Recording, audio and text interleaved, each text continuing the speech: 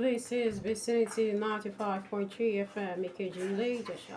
The time is 12 o'clock. I am Oluwafunke, OB Israel with Global News. First, the headlines. Nigeria urges UN member states to end prolonged conflicts. Rwanda begins vaccination trials to cope Marburg virus.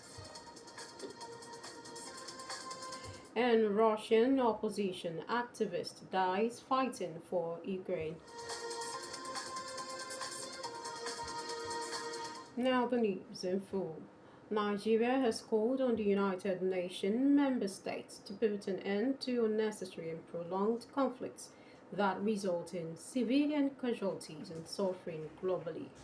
The chairman of the National Population Commission (NPC), Nasir Kwara, made the appeal during the 79th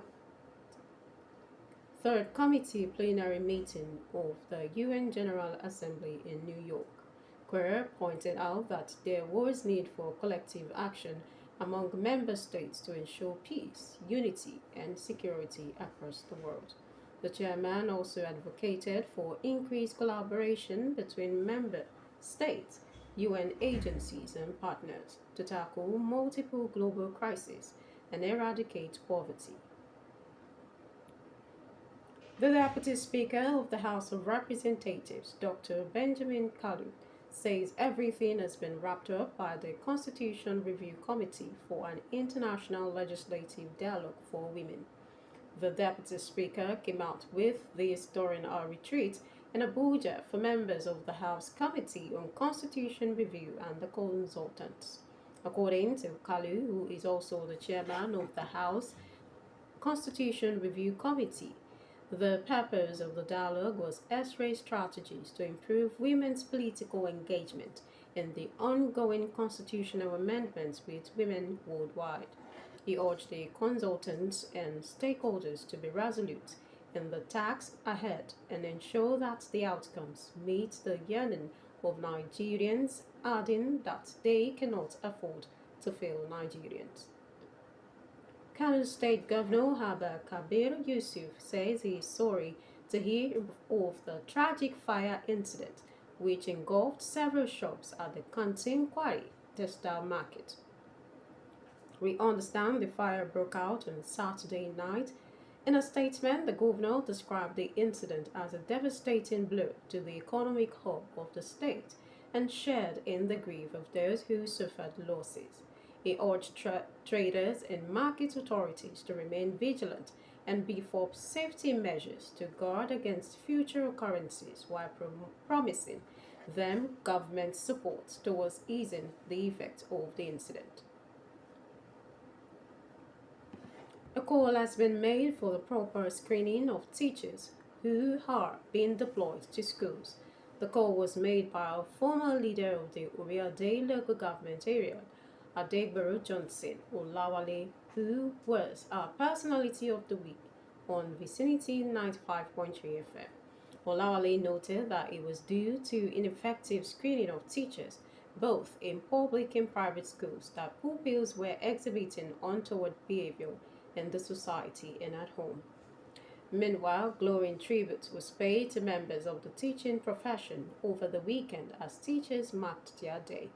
A cross-section of residents of Ikeji Ile Ijesha expressed gratitude to teachers who impacted knowledge to them and thanked them for being who they are today.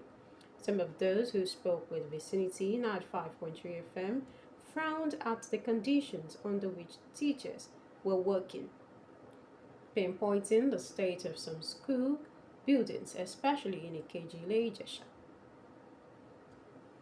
And today, October 7, is been observed as public holiday in commemoration of Teachers' Day in some states, Osun, Ogun, and Kwara.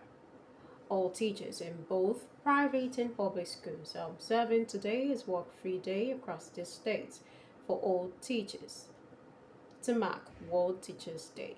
You may recall that the 5th of October is observed as Teachers' Day every year.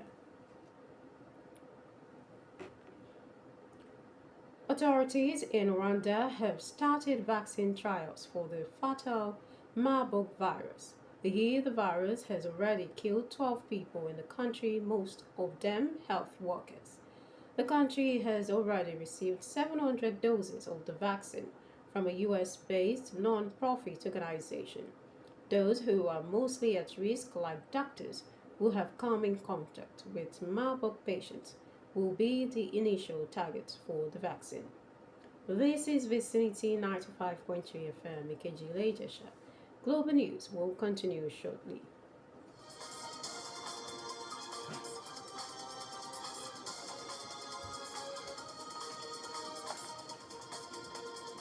Now the rest of the news. Mozambique presidential election is scheduled for Wednesday this week. Besides this, the South African country will also hold its parliamentary as well as government election the same day. President Filipe Nyusi will step down following the end of his 2 terms in office. He is open to hand over the reign of power to Daniel Chapo, who is a younger member of the ruling Frelimo Party and the party's presidential candidate. Chapo will be facing a challenge from 3 other candidates from different parties. Tunisia's President Kais Saied is going for another term in office as the people get set to cast their votes in the forthcoming presidential election come Sunday this week. More than 1 dozen politicians have hoped to challenge him, but the country electoral commission has approved only 2 additional names for the ballot paper. One of them has been sentenced to 12 years in prison for playing hanky-panky with documents barely 5 days before the poll. You may recall that Tunisia was where the Arab Spring involving a series of protests against autocratic rulers started in late 2010. We gather that the present leader has been seen as autocratic after having been elected in 2019. He has suspended parliament, rewritten the constitutions, and has concentrated power in his hand.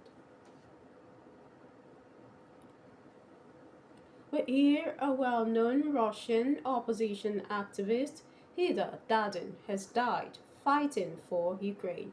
He was killed in action against Russian troops in Kharkiv region of northeastern Ukraine. Hilda Dadin became known in Russia for staging persistent peaceful protests as political repression there intensified. He was the first person to be nailed under a law making it an offense to violate Russia's restrictive rules on protest. The activist had always blamed himself for the invasion of Ukraine by Russia by not standing up to Putin. Reports from Israel say a policewoman has been killed and 10 others injured in a shooting in the southern Israel city of Beersheba. We hear the gunman was shot dead by police who were at the scene. The victim has been named as Shira Chaya Susek, a sergeant from Israel's border police. Israeli opposition leader Yair Lapid, in his reaction, called for hard measures to be taken against terrorism. You will recall that last week 7 people were killed in Tel Aviv shooting and knife attack. A suicide attack near the Karachi airport in Pakistan has left 2 Chinese nationals dead. Reports say 10 other people escaped with injuries. The Chinese embassy in Pakistan said the explosion on Sunday night was a terrorist attack on a convoy of Chinese engineers working on a power project in the country. In the meantime, a separatist group which has in recent years carried out attacks on Chinese nationals engaged in development projects, has claimed responsibility for the attack. It may interest you to know that the separatist group, along with another one, is fighting the authorities to drive home their demand for a separate homeland.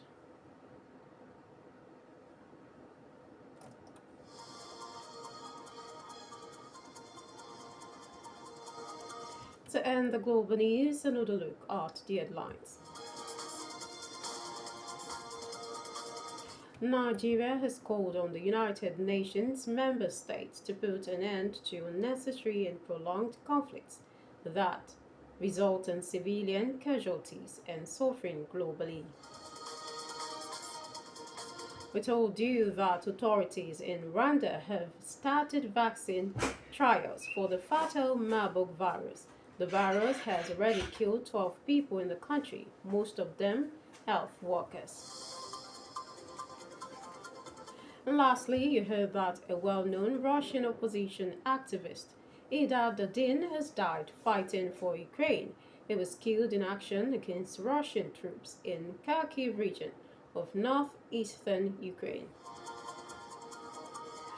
And just before we go, the last line. Positive thinking will let you do everything better than negative thinking. That was Global News on behalf of the news editor, Oluwatife Ajayi. I am Oluwafunke OB Israel. Thanks for listening. Please stay tuned for news nationwide at 5 o'clock. Good afternoon.